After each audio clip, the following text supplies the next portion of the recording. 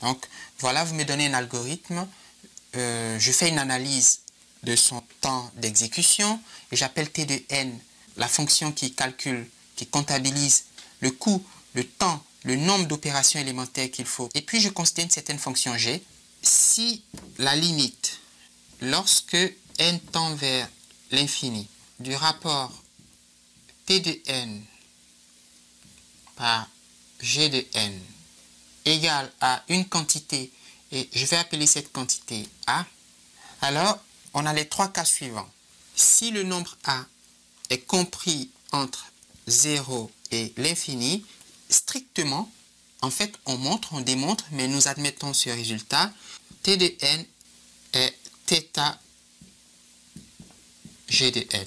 Si a vaut 0, on peut seulement dire que T de n est O, grand O ou big O de g de n.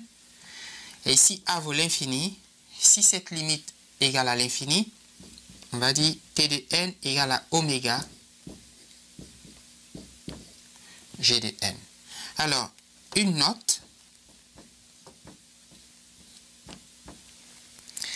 si la limite quand n tend vers l'infini est égale à l'infini, c'est-à-dire si on est dans le troisième cas, nous savons que T de n est oméga g de n, mais nous pouvons aussi dire quelque chose par rapport à cette complexité. Est-ce que T de n est O g de n?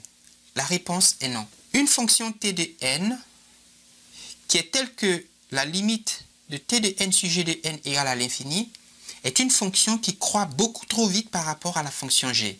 Et par conséquent, elle ne peut pas se comporter asymptotiquement comme la fonction g. Elle dépasse, elle majore pour tous les entiers à partir de certains rangs. Elle est largement au-dessus de la fonction g. Elle ne peut pas être O g de n.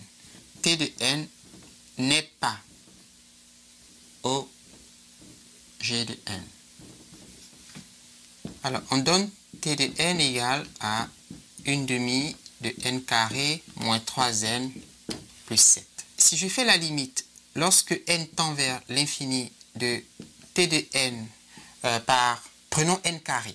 Voilà une question. Est-ce que T de n est O n carré? Est-ce que T de n est oméga n carré? Est-ce que T de n est θ n carré? Et puis je peux aussi le faire pour O n. Ouais, donc je peux jouer avec la fonction g, choisir n'importe quelle fonction et me poser la question de savoir si ce temps d'exécution a tel comportement asymptotique. Donc si je prends n carré, je regarde quelle est la limite n tend vers l'infini de ce rapport.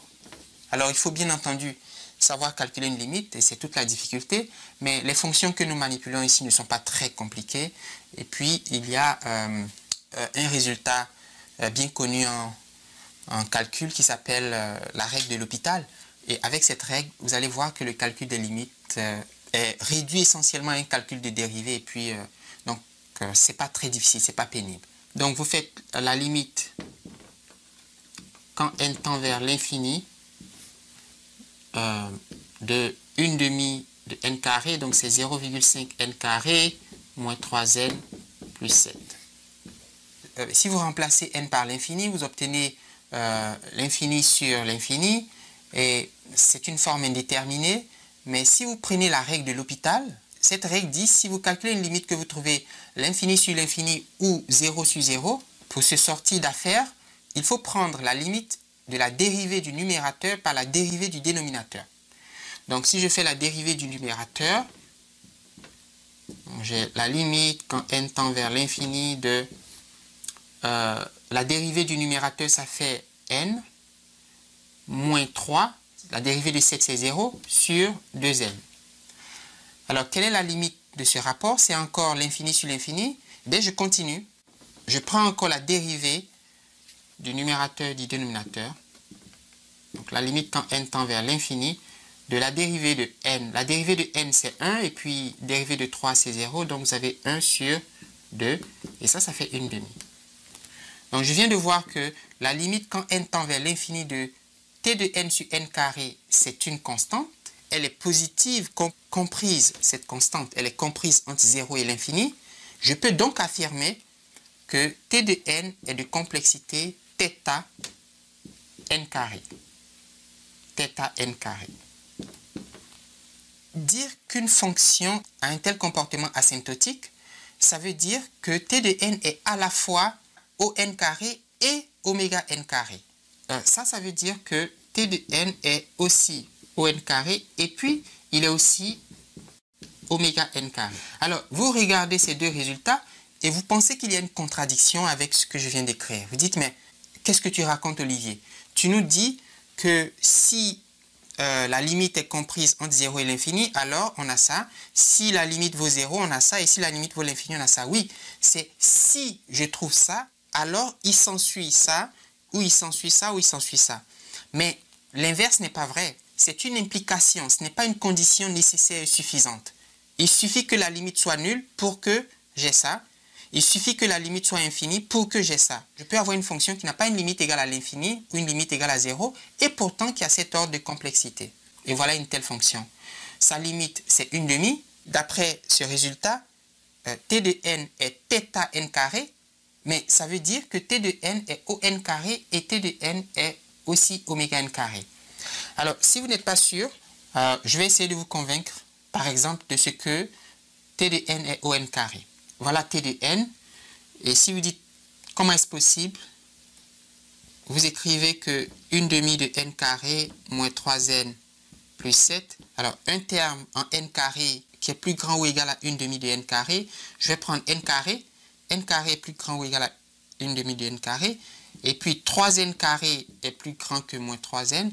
Et puis 7n carré est plus grand que 7. Pour tout entier n supérieur ou égal à 1. Donc vous avez 7 plus 3, ça fait 10 plus 1, ça fait 11. Donc vous avez t de n qui est inférieur ou égal à 11 n carré, quel que soit n, supérieur ou égal à 1. Et ça me permet de conclure que t de n est bien O n carré. Et je peux sans trop d'effort montrer que t de n est aussi oméga n carré. Il suffit de voir, par exemple, que cette expression L majeur 1 sur 2 est plus grand que 1 cinquième, par exemple, de n carré. Alors, ce moins 3, il ne doit pas vous gêner puisque on peut trouver un entier suffisamment grand à partir duquel cette expression est plus grande que celle-là. Donc, lui, il est plus grand que lui, il est plus petit, mais quand n est très grand, lui, il est tellement grand par rapport à lui que lui, il va disparaître devant lui. Et puis 7, c'est juste une constante qu'on ajoute. Donc, lui, il majore lui à partir d'un certain rang. Donc, je peux conclure aussi que t de n est oméga, puisque c'est la définition de oméga, n'est-ce pas? Oméga n carré. Est-ce qu'on peut dire que t de n est... Donc, au lieu de prendre n carré, je prends maintenant n.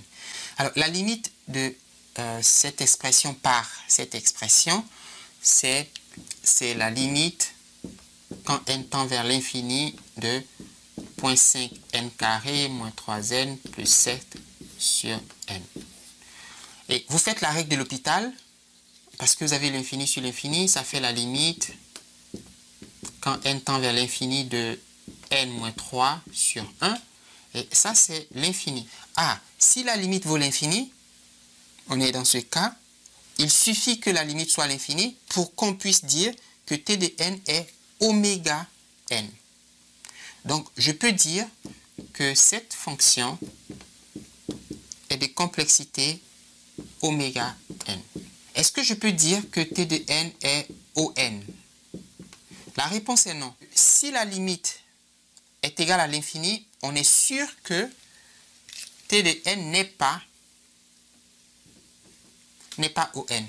Parce que quand vous faites la limite d'un rapport et que vous trouvez l'infini, ce que vous êtes en train de dire, c'est que le numérateur croît beaucoup trop vite par rapport au dénominateur. Or, quand nous écrivons que t de n égale à O n, nous sommes en train de dire que t de n se comporte asymptotiquement comme n. Mais ça ne peut pas être vrai puisque, vous voyez, la limite c'est l'infini, ça veut dire que t de n, il augmente trop vite, beaucoup trop vite par rapport. N ne peut pas suivre le rythme de t de n et c'est pour cette raison que la limite du rapport nous donne l'infini. Donc, parce qu'on a trouvé l'infini, on peut être sûr que t de n n'est pas O n et ce résultat, l'infini, nous dit que t de n est oméga n. Et par conséquent, t de n n'est pas non plus θ n. Parce que pour être θ n, il faut être à la fois oméga n et O n. Il est θ n carré, c'est vrai, on l'a vu, mais il n'est pas θ n. il est oméga n, il n'est pas ON. Alors si je mets ici un cube, alors si je mets ici 3, vous faites la limite avec la règle de l'hôpital, vous trouvez 0. Alors vous trouvez 0, on est ici, donc on peut dire que T de n est ON cube. Voilà, T de n est ON cube. Prenons T de n égale 3n log n plus 4 log n plus 8.